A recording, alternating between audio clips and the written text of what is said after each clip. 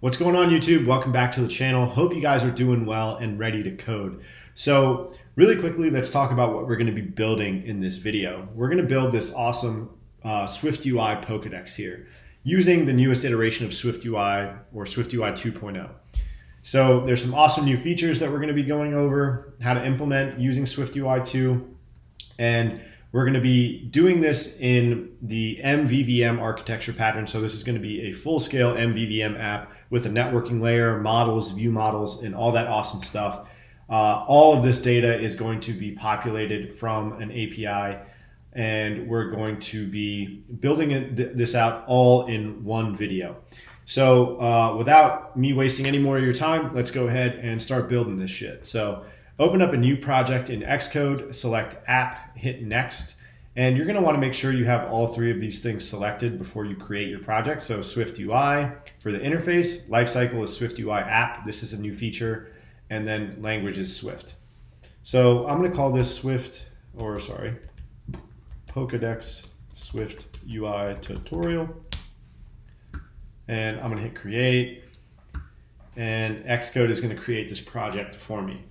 So really quickly, guys, I do have some extra functionality in this that we're not going to be building. So I do have this like cool feature button filter button that allows you to filter all the Pokemon. Then I also have, the ability to click on a page here and go to like a Pokemon detail view and have some of their stats displayed with like a cool graph. If you guys want all of this extra functionality, the completed source code will be available on my website at stephancodes.com/shop, and you'll be able to purchase that and see the extra functionality in there for your application. It includes some pretty cool stuff with SwiftUI, like how to go from one screen to the next, and how to build some graphs and build a little bit more complex UI here. So once again, that's available at stephancodes.com/shop. The link is in the description to this video. But anyway, let's go ahead and get started. So something I always do when I start a project is organize my directory. So let's go ahead and go here, and you can right click on the folder name of your project and say new group, or a quicker approach is you just highlight it and hold down Command, Option, and End. So we're going to create 3 folders, one for our model, one for our views, and one for our view model. Okay, so the first thing I want to do before we get started with this app is building out each one of our Pokemon cells. So here's sort of the structure of how we're going to do this. We're going to build the UI for the cell, and then we're going to populate our main view here with a bunch of those cells in this sort of grid or collection view layout. And then we are going to build our model or a data model for our Pokemon. And then we're going to build our view model, and we're going to add the networking layer as sort of the last step. But first, we're going to build the skeleton of the UI, and we're going to start with the Pokemon cell. So go up to your view, and we're going to hit Command N and create a SwiftUI view. And you're going to just go ahead here and say Pokemon cell. Okay, so what do we want this view to look like? So we're going to, just do our best to make it look like this guy right here.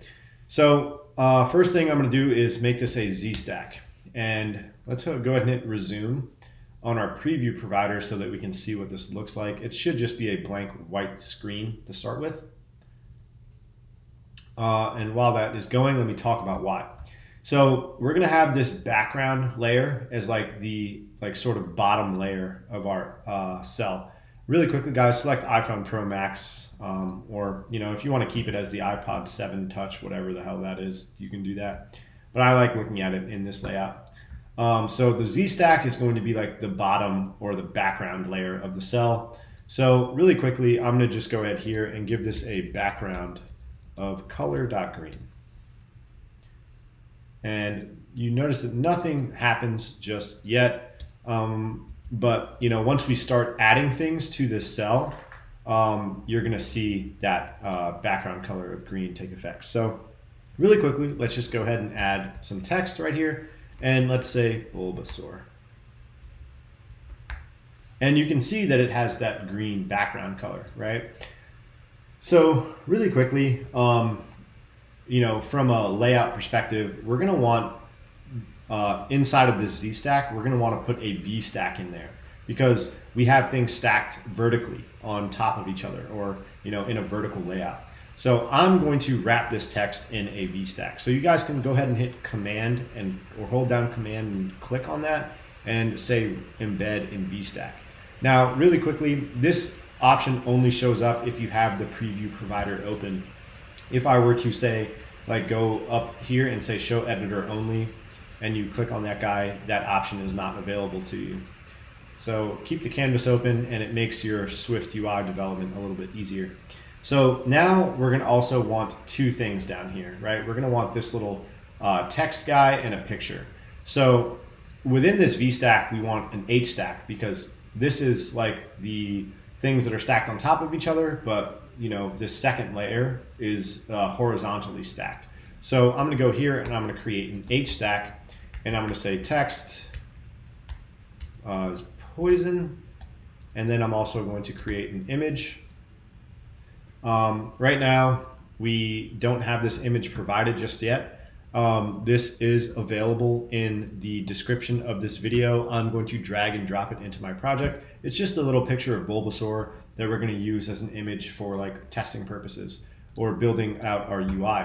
So just go here, and my image is just called 1 because Bulbasaur is the first Pokemon, at least in the OG version. And now if we hit try again and let it do its thing, really quickly, cheers guys, I like to drink and code. That's good. We notice that we get like a massive image of Bulbasaur. So let's go ahead and go over how to fix this. So we're going to go ahead and here and say don't want that. Say .resizable, and then say dot scaled to fit, and then resume that and see if it changes anything.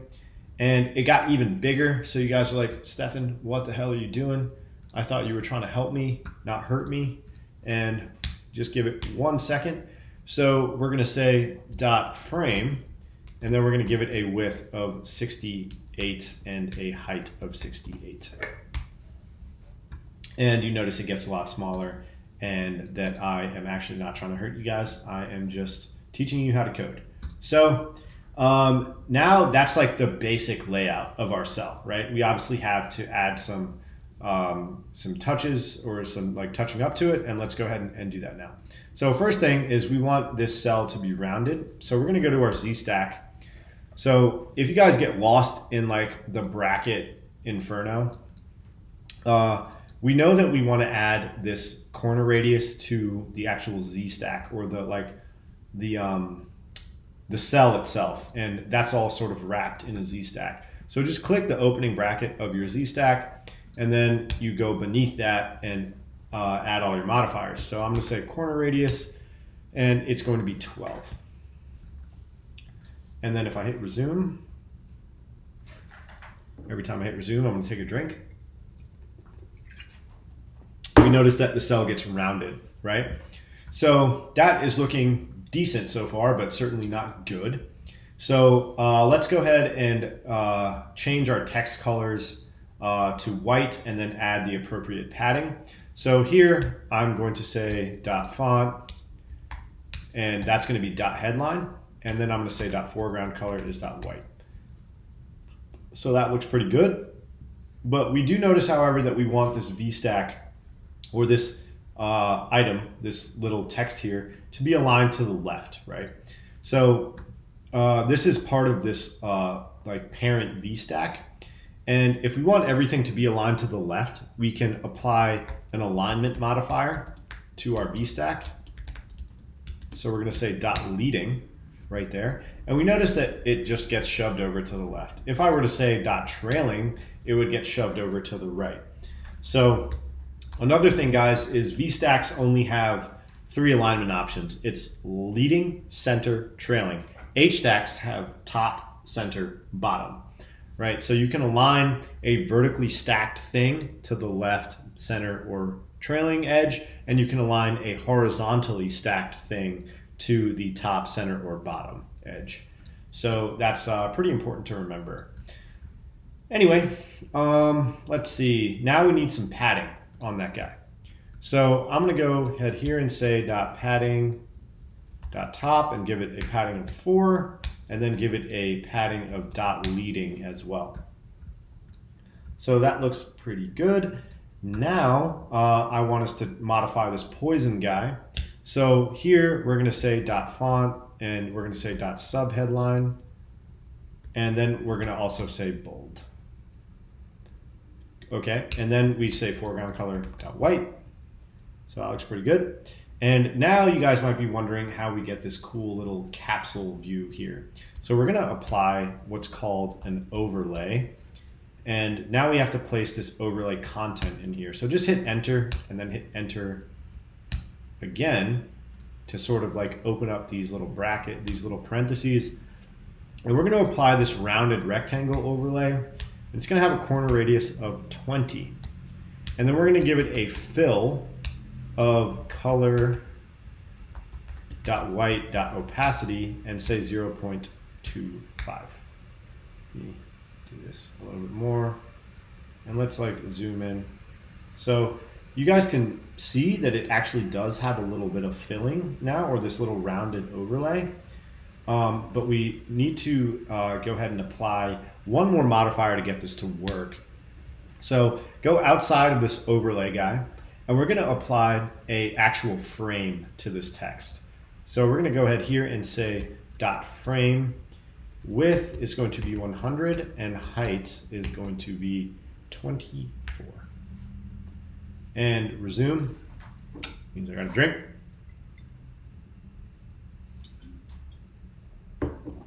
Okay, so now that's not exactly what we want, right? But it does expand the frame of this guy to widen out the frame of our cell and then actually give it the desired size that we want. So something with SwiftUI, if you guys don't already know, is like views dimensions are sort of intrinsically figured out based on the things that they are populated with. So if I, comment out this line for the frame, you notice that my cell gets smaller and it shrinks to the size to fit the intrinsically figured out or discerned frame of that text, right? And like things like text, they have an intrinsic frame because SwiftUI can just sort of figure out the frame of it based on the text content, right? But here we're applying our own custom frame to it.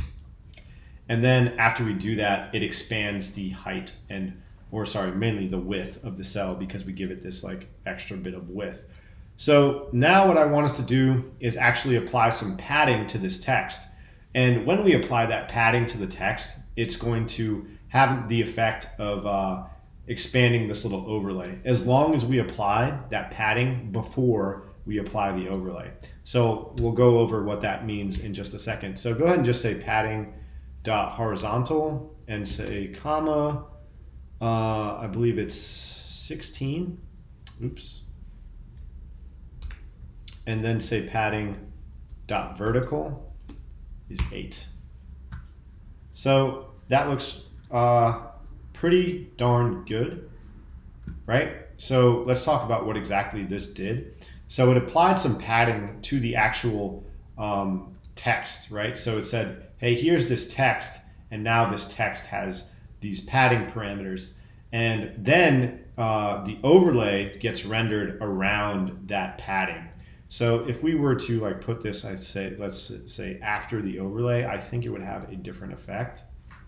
So yeah, it wouldn't do anything, right? So the reason for that is because when we apply this padding and we do it before the overlay, it's going to say, okay, you're applying this padding to this actual text, and then you are applying an overlay around that padding, right? So you have to apply the padding first and then apply the overlay so that it actually, the padding is completed first and then the overlay goes around all of the padding. And really quickly, guys, there's just a couple more things we got to do. So like I want to adjust the padding of our picture a little bit. So we're going to go here and say dot padding and you're going to open up a bracket, do bottom and comma dot trailing, and just do a padding of 4. So when you can always do like an array of padding, and you have leading, bottom, trailing, and top available to you. And then if you know that it's going to be the same for whatever you're applying in that set of like padding, in that padding array, you can just apply that single operator or modifier of 4 instead of saying padding bottom comma 4 and then on a new line saying padding trailing 4. So it just helps you shorten things up a little bit. And you notice that it gives us some spacing right there. And I think I want us to actually make this a padding of 8. Yeah, so that looks pretty good to me. Just double check everything with my code. Right, okay. One more thing, we also want to apply a little shadow. And we're gonna go here and say shadow, shadow, and then you're gonna say color, and we're just gonna say dot green. Radius is going to be 6, X and Y 0, 0. So that gives it sort of like more of a 3-dimensional look. And that's like a really small thing, but it really sort of helps give your app like, you know, some layers to it so that things don't look so flat, right? So you guys you may or may not be able to see it in the completed app, but there is actually a shadow around each one of these cells. And it just, like I said, gives everything a little bit more separation. It makes everything look a little bit more 3D. So it's a small thing, but you know, it helps. So now that we've done that, now what we want to do is populate our VStack, our main view with a bunch of these cells. So let's go to our view folder, hit Command N, SwiftUI view, and we're going to say Pokedex view. So now let's go and figure out how we're going to use this new grid functionality that we get from SwiftUI. So basically, guys, first thing we want to do is place this inside of a navigation view. That's how we get this like navigation bar up at the top. We get this navigation title and that sort of cool functionality there. And you know, that's not necessary for this iteration of the application, but if you ever want to be able to go to like a different view by clicking on one of those cells, or if you just want the title up at the top, you're going to want to place it inside a navigation view. So just go ahead here and say navigation view. And then within that navigation view, so this is the equivalent of like a UI navigation controller, we're going to place a scroll view. And within that scroll view, we're going to place something called a lazy V grid. Okay, so this is basically the equivalent of creating a collection view. You place this lazy V grid inside of a scroll view, and that will give you this scrollable grid effect here. So what exactly is lazy V grid? A lazy V grid means the items inside of the grid are loaded in a lazy fashion, right? So what the fuck does that mean? It means that things are only loaded on an as needed basis. So basically this Pokedex has 150 or 151 cells, whatever it is. We're not loading all of those things at once, right? And this is especially helpful when your vgrid is populated from an API call. You don't want to load all of those things on screen at once. I mean, imagine if this were to scale and you had like 1,000 or 10,000 or 1 million cells, right? You don't want all of those to load at once. You only want them to load as they are about to come on screen. So this is very similar to the functionality of collection views and table views from UIKit, where cells were queued and dequeued out of memory as they are about to come on screen. So really quickly, as a cell is about to come on screen, or go off of screen rather, let's start with that first, it gets dequeued into a memory cache. And the cell that's about to come on screen is only loaded as it's about to come onto the screen. It's not loaded on the initial loading of the view. And then as a cell that was previously on the screen is about to come back into view, it is pulled from a memory cache and then reloaded into the view. So it gives you a really smooth scrolling functionality, and that's what this lazy V-grid is going to be. So if we open this up, it's going to ask us for columns and content, right? So we need some grid items here. So we're going to create that up at the top. So I'm going to say private let grid items equals grid item, and then just go ahead and say dot flexible, and then grid item dot flexible. Oops, don't say dot flexible. You have to open it up and then say dot flexible. Grid item dot flexible. So this is basically telling our vgrid that we only want 2 items per row. So here's 1 row, we want 2 items in that row, right? So then for my columns guy, I'm going to pass in those grid items, and for my content, I'm just going to go in here and I'm going to say for each, and then hit enter on that. And then here we're going to say 0 dot dot less than 151. And then for content, just go ahead and enter on that and delete all of that extra jargon. Just keep the underscore in. And then you're just going to go ahead and pass in your Pokemon cell. Hit resume. Oh, got a drink. And you guys should notice that we get this really awesome scrollable grid of our Pokemon cells. So we do notice, however, and if you guys hit play on the preview provider, you can actually scroll through this stuff. So that's pretty cool. 1 second, guys, never mind. All right, so we do notice that our spacing is a little bit off, right? So there's some more space with our items here. So in our lazy V-grid, you can actually just go ahead and replace this content guy. You don't need that. You can just have that bracket, but do close off your parentheses. So you do have this guy here. Go ahead and say spacing is going to be 20.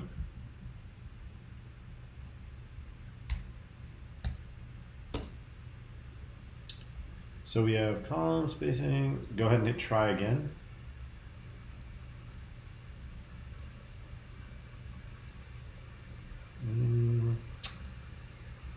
So it's, okay.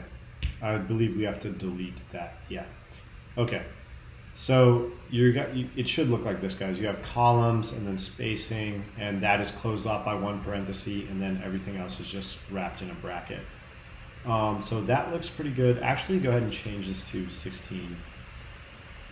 I think that looks a little bit better. So that's essentially the UI skeleton for our Pokedex app. And that really wasn't that hard to build. Like the only complex part was actually building out the UI of the cell. And then you can see that it's pretty darn easy to just wrap all this stuff up into a scroll view, lazy V-grid, run a for each loop, and then place the desired view that you want the grid to be populated with. So now we need to add our navigation title. So something that's a little annoying is that you would think that you would just place this on the navigation view guy. So say navigation title, and let's say Pokedex. And if you were to, like stop and run that, nothing happens, right? So you actually need to place it inside of your navigation view.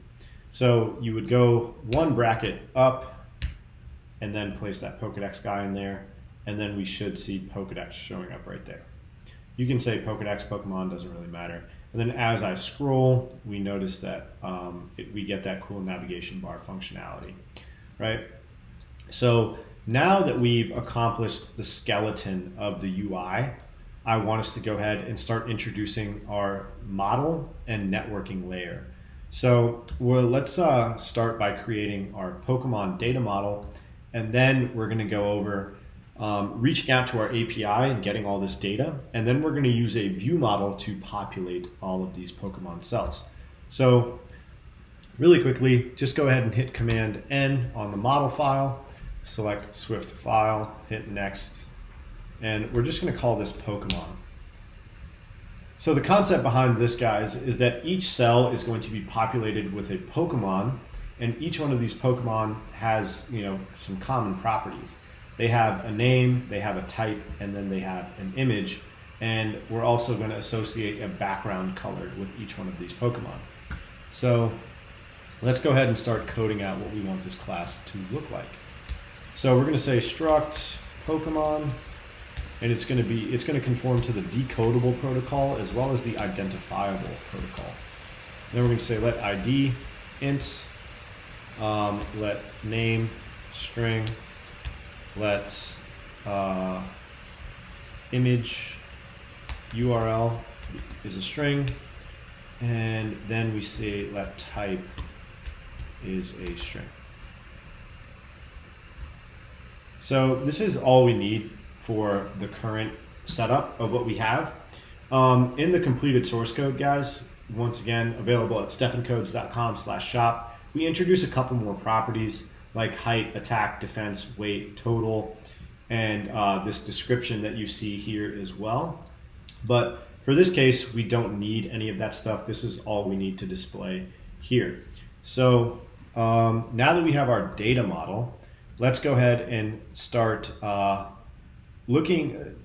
trying to implement our data model into our UI before we get to the networking stuff. So I'm going to go to, let's see, Pokemon cell. Oh my God, that's annoying. So Xcode just crashed on me, which is unfortunate. So bear with me 1 second, guys. Damn it. Pokedex, SwiftUI, tutorial.xcode project. So I don't know what it is with this version of Xcode, but that shit just randomly crashes sometimes, and it's pretty fucking annoying. But I mean, that's just Xcode for you. One of the few complaints that I have about it, and it doesn't even want to open for me. So just bear with me while I get this open back up, guys. So basically what we want to do now is apply our model to and link it up to our view layer, right? So we want to populate each one of these views with this Pokemon object and have all of that stuff be dynamically populated as for each one of these Pokemon, right? So obviously the name is just going to be whatever each one of the Pokemon's name is, image URL for the image, and type is going to be string. Before we actually introduce the concept of an image URL, we're just going to keep the stock image of Bulbasaur, because this isn't going to be functional until we actually apply our network layer and get the image URL for each one of these Pokemon. So let me go ahead and create some mock Pokemon. So let's say let mock, actually we'll do that in a second. Let's just go back to our cell. So view Pokemon cell.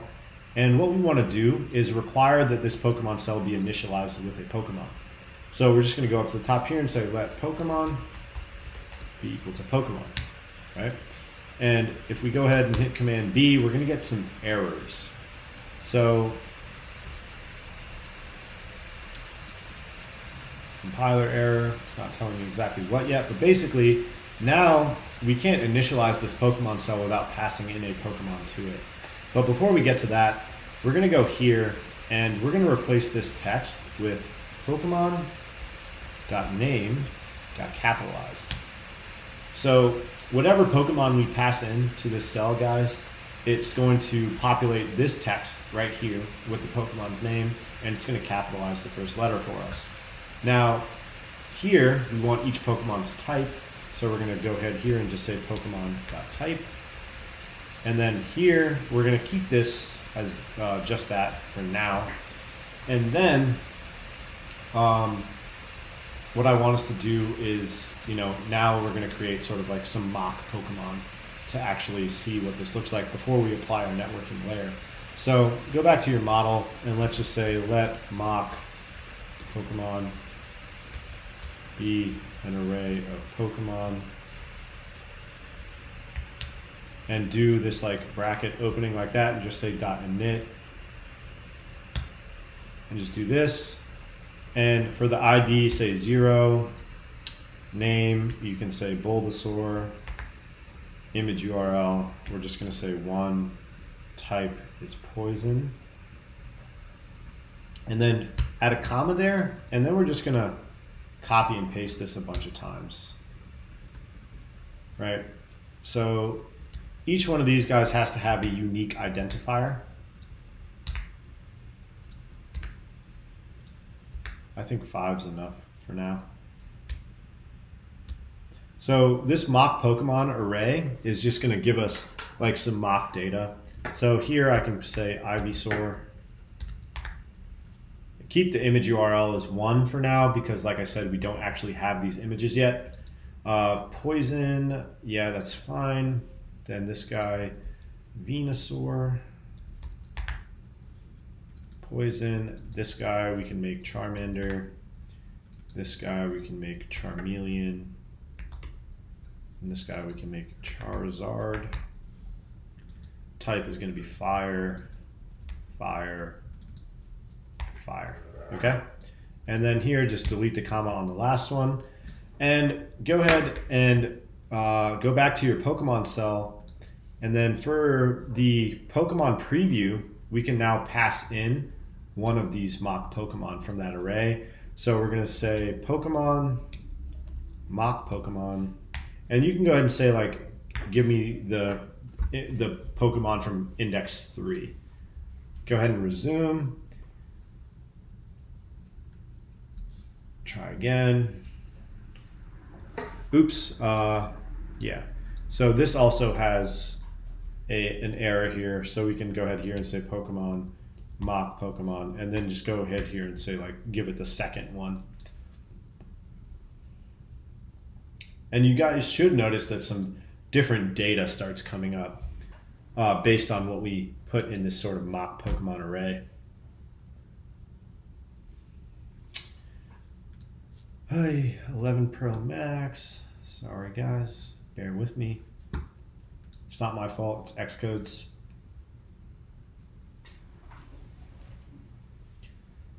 All right, and while that loads, all right, so you guys can see here that like it now is saying Venusaur. If I were to, do this with like 4, it will say Charmeleon, and the type changes here, right? So now we notice that some of our data is getting dynamically populated, which is pretty cool.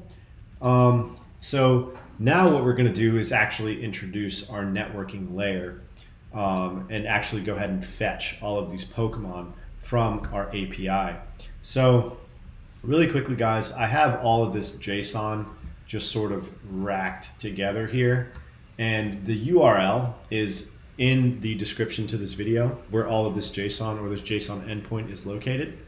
If you guys want to see what this looks like in more of a pretty printed version, just go ahead and copy and paste this link into your browser, hit Command A to select all this stuff, and then I like using this JSON formatter. I'll supply the link to this guy as well. It's jsonformatter.curiousconcept.com. If you paste all of your raw JSON in here and hit process, it will actually like, let me process this guy.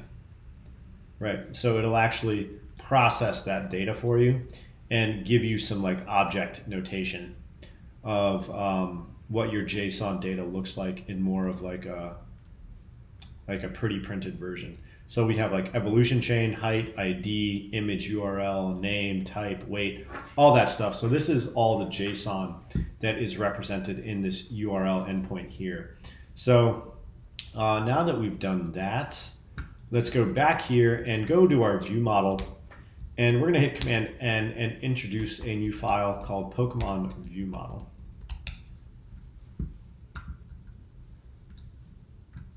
So let's see, let me open mine up. Okay, so let's import SwiftUI up at the top.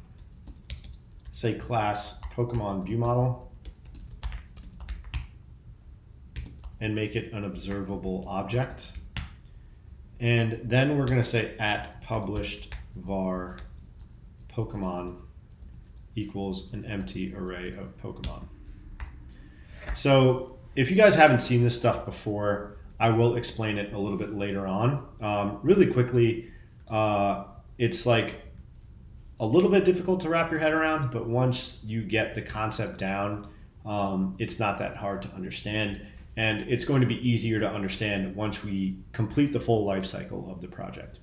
So really quickly, guys, as some sort of, no, never mind, don't make it global. Let's go ahead here and say let base URL equal, and I'm going to copy and paste this guy. Like I said, this is available to you in the description to this video. So just go ahead and wrap it in quotes, okay? So this is the URL that all of our JSON data is located at. So right here, we're gonna write a function to fetch our Pokemon. So I'm gonna say guard let URL equal URL string, and then pass in our base URL, else return. Then I'm gonna say URL session .shared .data task with request, data task, this guy. So select with request, completion handler, and all that stuff. I think we can just pass in our URL, data response error in. All right, just go ahead and hit Command B to make sure we have no errors here. Right, so for those of you who don't know what's going on, we are essentially just creating a URL request to retrieve all of the data from this endpoint right here. So we want to get all of that data into our app, and then we're going to map all of that incoming data into an array of Pokemon using this Pokemon model that we just created. So we essentially want to create this like mock Pokemon array, but we want it to be populated with data that we're actually getting from our API, not data that we just create manually. So in here, we're going to say guard let data equal data else return. And then we're going to say guard let Pokemon equal try JSON decoder dot decode array of Pokemon dot self. Pokemon, damn it. It has to be capital P Pokemon dot self from data. And then we're going to say dispatch queue dot main dot async self dot Pokemon equals Pokemon. And do not forget to say dot resume. All right, guys. So in theory, this should work. But unfortunately, the data is a little bit janky in our JSON. So we have this annoying like null guy here. So basically what I did was I created all this data in Firebase, and then this is like the REST API version of that data. And I did that because you don't really want to have to, I didn't want to have to integrate Firebase into our project just to get all this data. But for some reason they put null right there. So we have to remove that null and comma just to get all of this JSON data. So if you guys go back to the JSON formatter, you can see this null guy right here, and that's pretty annoying. So basically, we just have to write a little function to remove that from the JSON data that we get back. So I'm gonna write this quick extension, and it's gonna be on data. It's gonna say func parse data, and we're gonna just remove a string from the data block, and it's going to return an optional data object. So I'm going to say let data as string equal string data. Self encoding is .utf8. Let parsed data string equal data as string dot replacing occurrences of our string with just a blank string. Then we're going to say guard let data equal parsed data string dot data using dot UTF-8 else return nil. Then we're going to say return data. So basically, guys, what we just did there was we are going to look at, the data that we get back, which is going to be this guy, and it's going to give us back all, this stuff here. And then we created this function to be able to remove a string from that data. And we want to remove that null and the comma. So we're going to call this function called Parse Data. And we're going to remove that string from it and then convert it back to a data object and return that. That way we can decode our Pokemon object from that data. So here all you have to do is go and say data.parse data, remove string, and say null, comma. Okay? And that looks pretty good. So let's go ahead and see how we're actually going to apply this now. So we're going to go back to our view. God damn it, Xcode crashed on me again. What the fuck, dude? Pokedex SwiftUI tutorial.xcode project. It's like so ridiculous that happens. I don't understand what the hell is happening there. But anyway, guys, so after we fetch that data, then what we need to do is actually populate our screen, our main screen here, with all of that that array of Pokemon that we get back. So let's see. That's still being an asshole to me. Sorry for the inconvenience here, guys. Or just blame fucking Apple, not me.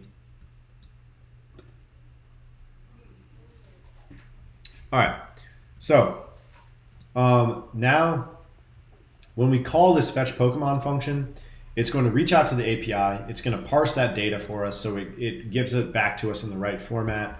And then we're going to, in this guard statement, it's going to use all that data and it's going to use our JSON decoder and give us back an array of Pokemon. So that's the whole reason we conform to the decodable protocol here. If you guys aren't familiar with this, I can't explain everything in this video, but essentially it just looks at the raw data that you get back. And if these properties match up with what comes back from the data, it automatically assigns the properties to that Pokemon object. So then we reload the data on the main thread and say self.pokemon equals Pokemon. And what is self.pokemon? It's this published variable here. So basically this published variable, guys, is going to be applied in our Pokemon view. So I'm going to go back to our Pokedex view. So here we're going to create our view model in our Pokedex view. So I'm going to say at observed object var view model equals Pokemon view model. And just go ahead and build that to make sure everything is working. And it says build succeeded, which is awesome. So basically, guys, we just need to modify this for loop here now. So instead of just saying for each and just having some static, set of indexes or indices, we're going to say view model dot Pokemon, and then we're going to replace this underscore with a Pokemon. And then here, instead of picking from our mock Pokemon data, we're just going to say Pokemon. And build that, and everything should be fine. And I just want to go ahead and make sure this works before we move forward. So we're going to replace our content view as the root view with our Pokedex view. So just hopped here and into the Pokedex SwiftUI tutorial app file, and just go ahead and replace that with your root view. If you guys did all that in the content view, it's fine. I just wanted to show you how to do that right there.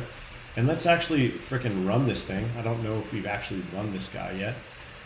Let me do it on the 11 Pro Max, because I already have that simulator open. And let's see what happens. And nothing is actually going to happen right now because that API call has not fired off. So here we can just go ahead and say init and then call fetch Pokemon. So, basically fetch Pokemon has to get called in order for all this stuff to work. So now that we've done that, run it again.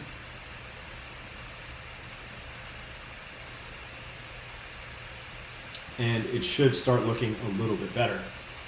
So this is really cool, guys. Like, we're noticing that all of these cells are now populating with some dynamic data. You can see the types here are custom, the names are custom, but the background color and the pictures still need to be populated with the correct data. So that's what we're going to do next. And then I'm going to go over and explain the concept behind this published var and this observable object stuff. So if we go back to our Pokemon object, we have this image URL property right here, guys. But back in our Pokemon cell, we're just having each one of our images being populated with the asset that we have locally in our project. What we want to do is actually be able to have our project process and download an image URL. So the concept of an image URL is your image is located somewhere on the internet and it has a URL location, and basically we want to add some functionality to our app where we can take that URL in and download the image to our application.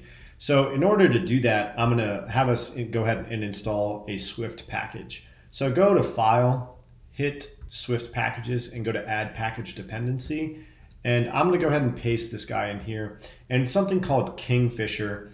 And guys, you can get the link to this the URL I just pasted in there in the description to this video. So essentially, a Swift package is the equivalent of a CocoaPod.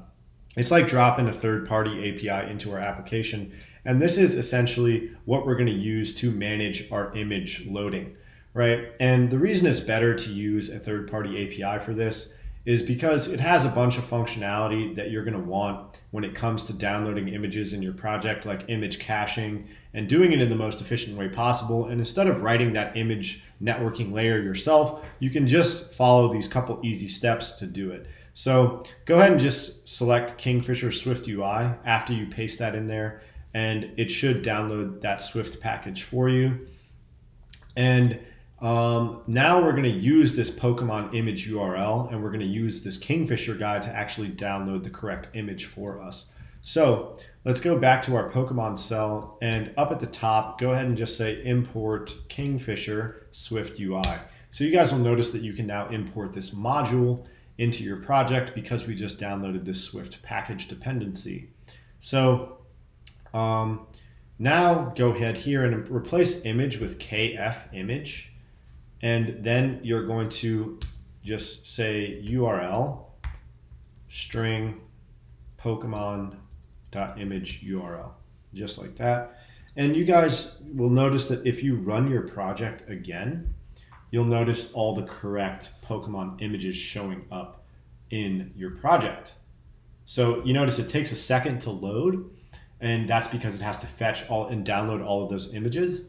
But and you guys notice that if you scroll really fast, like you can see the lazy V-grid effect happening here, where you notice those images haven't been loaded until these cells come into view on the screen, right? And you can see that because for a second they're all blank, right? And then the image shows up, and that's because the API call isn't being made until it's necessary to make it, aka when the cell comes on screen. But if you scroll back up, you'll notice that all the images remain there, and that's because it has a caching function where if the image has already been downloaded, it gets put into a memory cache so that it doesn't have to reach out to the API and re-download the image every time you bring the cell back into view. So that's why it's helpful to just go ahead and use the third-party API for this image functionality. So the last remaining step is going to be getting the correct background color for each one of our cells. So I'm going to hop back into our Pokemon view model in order for us to do this. So let me open my code back up. And essentially, guys, we're going to create like a background color property. on this Pokemon view model guy. So we're going to say var background color, and it's going to be a color. And we're just going to do a switch on, let me see, Pokemon.type. No, that's not going to work. Okay. So actually what I think I'm going to do is you can go ahead and cut this, guys. We're going to create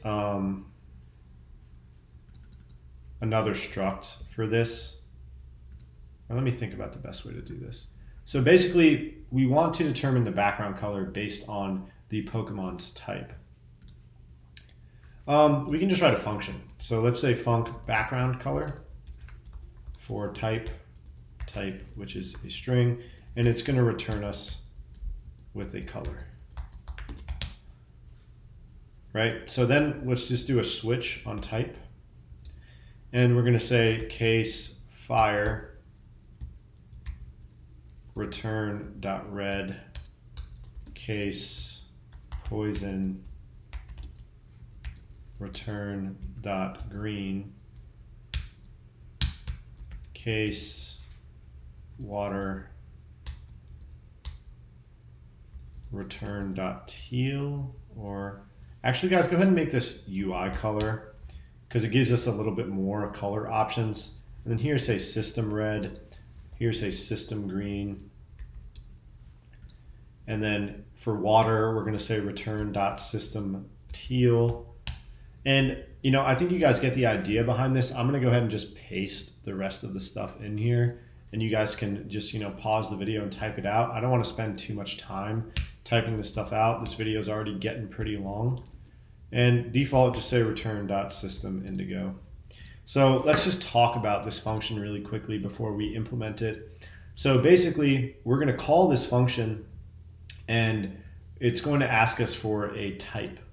So we pass in that type, and we're doing a switch on it, and we're saying, hey, whenever the type is fire, give me back a red color. When it's poison, give me back green. When it's water, give me, when it's water, give me back blue or teal. We can replace this, let's say system blue, and then replace this guy with like system teal. I think that's better. But anyway, let's go ahead and see where we want to call this function.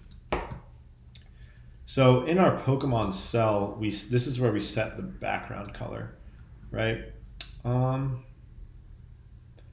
Actually, guys, so we don't have access to the Pokemon view model here. And instead of creating an instance, or we could just say let view model, Pokemon view model, and then we could go down here and say view model, or we could say color view model dot background color for Pokemon dot type. And let's go ahead and run this and see if it works really quickly. And it's not going to. I'm going to delete the preview on the cell because we need to pass in a view model now. And here, view model, you can just go ahead and pass in our view model guy. Let me just close out the editor so we have more room to see the code. And let's see if this works. And then I'm going to go back through and explain all of this stuff, guys. So you can see all of this working really nicely now. We get this really cool, visually appealing sort of layout. And there's one more thing we got to do. Go back to your Pokemon cell, and instead of just applying a static green color, let's go up to the top here. Or yeah, we want to put this inside of like a property. So let me see if I can do that. Let color equal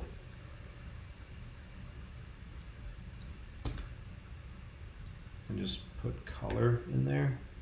Will that work?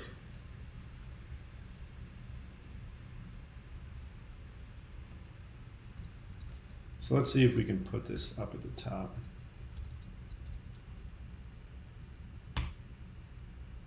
Yeah, I cannot use instance member Pokemon.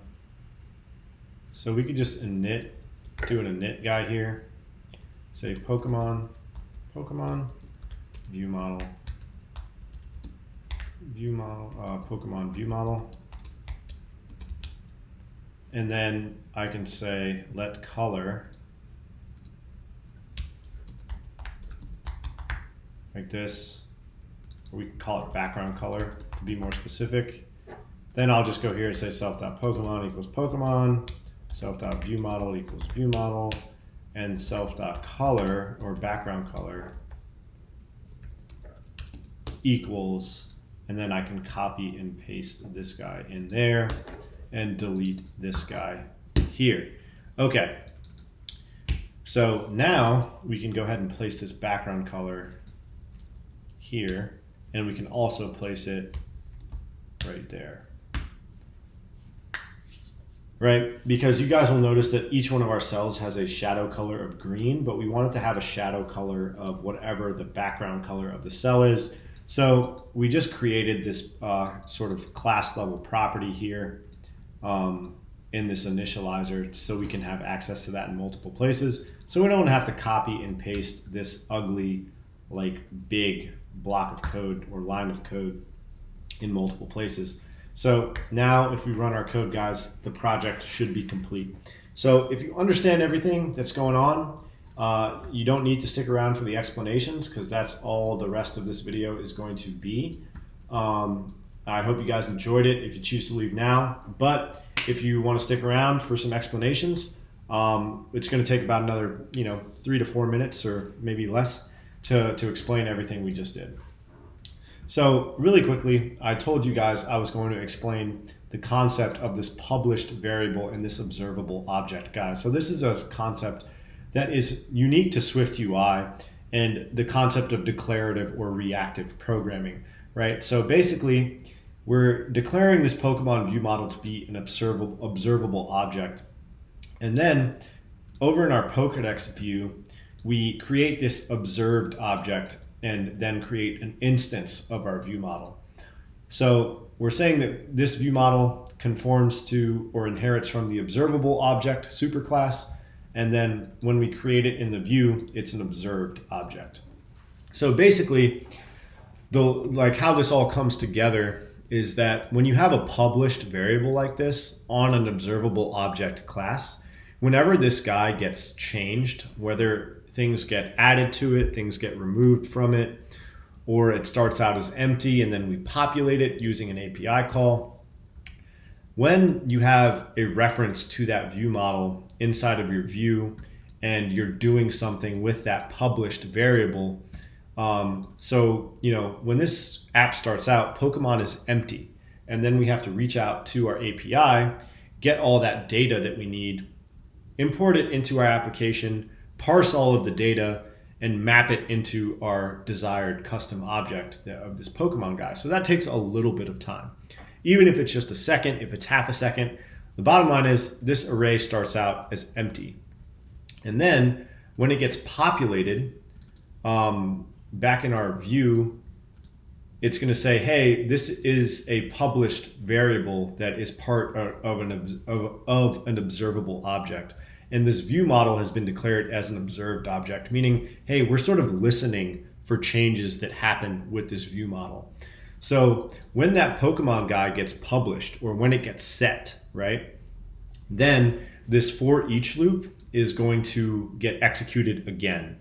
And it's going to say, okay, hey, now this Pokemon array has a bunch of things in it. So now we're going to do a for each loop on it.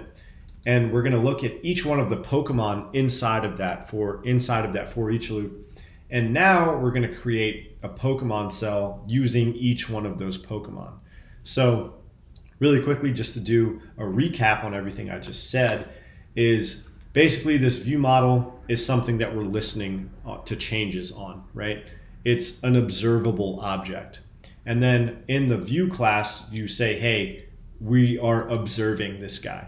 So you have to declare it as something that is observable, and then in the view, you have to actually observe it, right? just because it's observable doesn't mean it's actually being listened to by anything. Just because someone's talking doesn't mean anyone's actually listening to them. You need a talker and a listener, right? So this Pokemon view model guy is essentially the talker, right? It's observable. And then in the Pokedex view, it's observed. So then you have your published variable of Pokemon, meaning that, hey, because it's part of an observable object, whenever it gets published or whenever it gets set, then we're gonna reconfigure our view with this Pokemon array. So back here, inside of our scroll view, we have this lazy V grid, and we have that for each loop on the viewModel.Pokemon guy. So if I hold down Option and click on it, it's a Pokemon, get set guy, right? So that means that whenever it gets updated, we're gonna re-listen to all those changes, do a for loop through each one of those Pokemon items, look at each Pokemon and go into this block and then create our Pokemon cell where we pass in the Pokemon, and that's how each one of these guys gets populated with our dynamic Pokemon data. And we passed in this view model because we need a reference to it to be able to get the background color, right? So we put this function for getting the background color on each one of our Pokemon. We switch through the type property, which is right here, and it's just a string. Ideally, you guys would want to make this an enumeration, but I didn't really want to take the time to do that. This is just sort of more of a quick fix for it. And so yeah, you do that, and then each one of our Pokemon cells gets populated with a Pokemon and a view model, and it has to have a background color. And in the initializer block, we set the background color to be equal to the view model background color guy. And then here, we dynamically populate all of our data and use this Kingfisher image property to download our images from our API. So that's gonna wrap it up for this video, guys. Like I said, if you want the completed version of the app where you can actually apply some awesome filters here to, add some cooler functionality to the app and, bring it to life a little bit more, where you can actually, click on Pokemon and get some details about them, just like this.